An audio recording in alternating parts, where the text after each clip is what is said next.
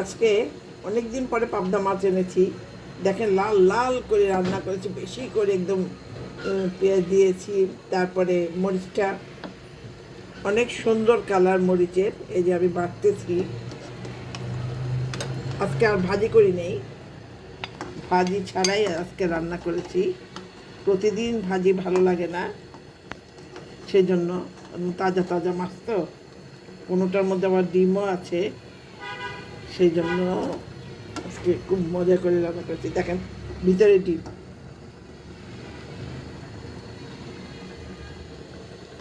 এ হলো আজকে আমার মাছ। আমরা হলাম মাছের ভাতে বাঙালি। ফেনীর মতন এত তরতাজা মাছ আমার মনে হয় বাংলাদেশে কোনো জেলাতে নেই। আপনি বাজারে গেলে পাগল হয়ে যাবেন, এত সুন্দর মাছ, একদম সব জ্যান্ত জ্যান্ত, ম্যাক্সিমামে জ্যান্ত। চালানো মাছ খুব কমে থাকে। নোয়াখালী থেকে আসে, বসিরহাট থেকে আসে, সোনাগাজীর থেকে আসে, তারপরে ছাগলনাইয়া, পরশুরাম, সবখান থেকে এসে মাছ আসে ফেনী বাজারে।